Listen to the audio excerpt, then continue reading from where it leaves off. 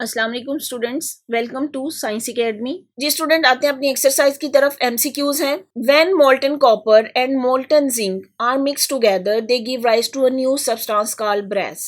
Predict what type of bond is form between copper and zinc. हमें पता है कि कॉपर भी एक मेटल है और जिंक भी एक मेटल है। जब दोनों मिक्स होती हैं एलॉय बनता है। अब उन्होंने यहाँ पे क्वेश्चन में पूछा है कि आप प्रेडिक्ट करें कि कौन सा बॉन्ड इसके दरमियान है। अब दोनों मेटल्स हैं तो मेटल्स के दरमियान बनने वाला बॉन्ड मेटालिक बॉन्ड होगा, तो यहाँ पे सी ऑप्शन आएगी।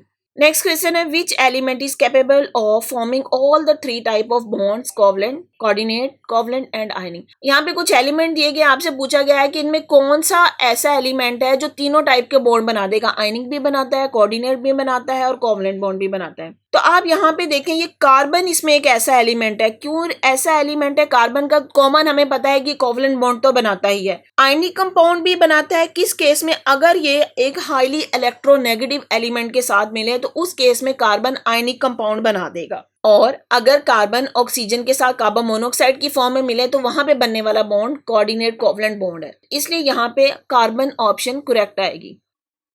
नेक्स्ट क्वेश्चन है why is water a liquid while hydrogen sulphide is a gas. अब यहाँ पे देखें, हाइड्रोजन ऑक्सीजन के साथ हाईली इलेक्ट्रोनेगेटिव एलिमेंट, हमने पढ़ा था कि वाटर हाईली इलेक्ट्रोनेगेटिव एलिमेंट के साथ चले तो इसकी स्ट्रॉन्ग अट्रैक्शन होती है, मॉलिक्यूलर फोर्सेस स्ट्रॉन्ग होती हैं। और यहाँ पे उन्होंने दूसरी बात की कि हाइड्रोजन सल्फाइड गैस है। इसका मतलब हुआ कि हाइड्रोजन जब सल्फर के साथ रिएक्ट करता है तो ये वीक इंटरमॉलिक्यूलर फोर्सेस हैं। जितनी मॉलिक्यूलर फोर्सेस वीक होंगी वो गैसियस फॉर्म में होगा, अगर स्ट्रॉन्ग है तो वो लिक्विड में आ रहा है। तो यहाँ पे करेक्ट ऑप्शन बी होगी, because water is the polar compound and there exist strong forces of attraction between its molecule, जो कि इसके दरमियान हाइड्रोजन बॉन्डिंग है। वाटर मॉलिक्यूल में हाइड्रोजन बॉन्डिंग है जो कि एक स्ट्रॉन्ग फोर्स ऑफ अट्रैक्शन है, इसी वजह से वाटर मॉलिक्यूल लिक्विड फॉर्म में होगा। जी नेक्स्ट क्वेश्चन है which of the following bond is expected to be weakest. अब ये सेम एटम्स के दरमियान बनने वाला बॉन्ड, ये कार्बन कार्बन है, ऑक्सीजन ऑक्सीजन, क्लोरीन क्लोरीन और फ्लोरीन फ्लोरीन, इनमें से कौन सा बॉन्ड है उसको वीकेस्ट कंसीडर किया जाता है? तो ये डी ऑप्शन है, फ्लोरीन के दरमियान बनने वाला बॉन्ड वीकेस्ट है। इसकी क्या रीजन है कि फ्लोरीन एटम्स का साइज बहुत स्मॉल होता है,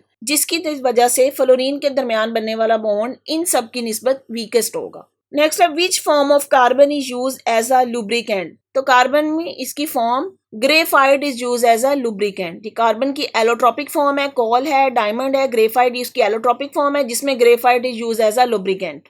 Keeping in view the intermolecular forces of attraction indicate which compound has the highest boiling point। अब यहाँ पे हाइड्रोजन की बाकी सब के साथ इंट्रैक्शन दिखाई गई है। हाइड्रोजन ने ऑक्सीजन के साथ है, हाइड्रोजन फ्लोरीन के साथ, हाइड्रोजन सल्फर के साथ और हाइड्रोजन नाइट्रोजन के साथ। इसमें किस में इंटरमॉलिक्यूलर फोर्स ऑफ अट्रैक्शन होगी? हमने पढ़ा था वाटर के केस में, क्योंकि इसमें स्ट्रॉन्ग इंटरमॉलिक्यूलर फोर्सेस है ड्यू टू हाइड्रोजन बॉन्डिंग, तो इसलिए यहाँ पे ए ऑप्शन वाटर ही आएगा। नेक्स्ट है which metal has the lowest melting point. Alkali metals की बात की गई और इसमें पूछा गया है कि किस मेटल का लोएस्ट बॉइलिंग पॉइंट होगा। डाउन द ग्रुप इनके मॉलिक्यूलर साइज बढ़ते जाते हैं, तो रुबीडियम इसका मेल्टिंग पॉइंट लो होगा due to big size. Which ionic compound has the highest melting point. यहाँ पे कुछ आयनिक कंपाउंड दिए गए हैं, उनसे पूछा गया किसका हाईएस्ट मेल्टिंग पॉइंट होगा। तो यहाँ पे सोडियम क्लोराइड, इसका आयनिक कैरेक्टर ज्यादा स्ट्रॉन्ग है, इसलिए इसका मेल्टिंग पॉइंट भी हाई होगा। Which compound contain both covalent and ionic bond. यहाँ पे कुछ कंपाउंड दिए गए और आपसे पूछा गया है कि कौन सा ऐसा है जिसमें आयनिक और कोवलेंट बॉन्ड दोनों होगा। अगर हम मैग्नीशियम क्लोराइड देखें तो ये हमारा आयनिक कंपाउंड है। इसी तरह कैल्शियम ऑक्साइड ये भी आयनिक कंपाउंड है। अमोनियम क्लोराइड, इसमें हमारे पास कोवलेंट और आयनिक बॉन्ड दोनों बनते हैं, तो यहाँ पे हमारा बी ऑप्शन आ जाएगा। BCl3 के केस में कोवलेंट है। Which among the following has a double covalent bond। इसमें किसमें डबल कोवलेंट बॉन्ड होगा?